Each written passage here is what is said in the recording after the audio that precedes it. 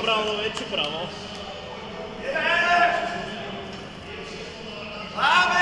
Nu, tagad mēs ir pēc medaļām. Sūdi.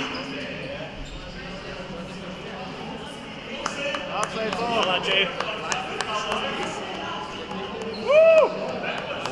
Lauvas. Nē, nu sāksim ar to, kad no rīta, kad paēd brokastis, es domāju, ko lai komandai pasaka labi. Un tad es sāku skatīties filmu Gladiators. Es skatījos, un tur bija tāda viena zīmīga epizode. Tur bija, kad Maksimus cīnījās tajā galvenajā arēnā, tad viņš pateica tādus vārdus. Viņš pateica, mēs izdzīvosim, ja mēs būsim kopā. Mēs sarunājām Bagī, ka es sasaukšu pirms spēles sapulci.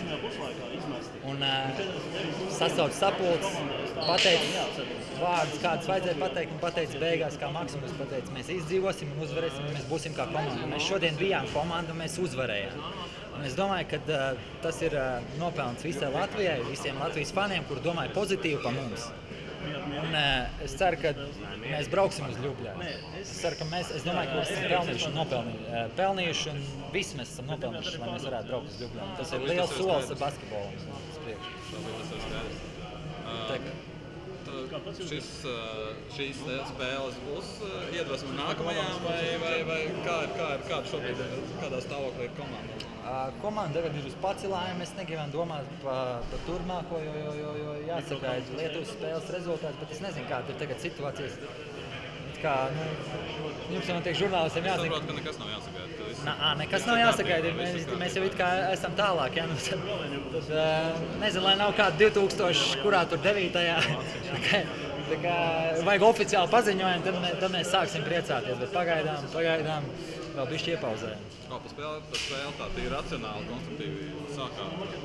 Tik mierīgi un pacietīgi tā kā, man liekas, neviens cits mačs. Jā, mēs pamainījām pēc iepriekšas spēles, uzlikām Daili, viņš ir lielāka enerģija, lai viņš spēlē aktīvāk pret viņu, teiksim, mazo spēlētāju, un tas mums izdevās, un sākām ļoti labu spēli, un uzvilkušies visi bija. Šodien vienkārši nospēlējām fantastiski, uzvarēja komandu.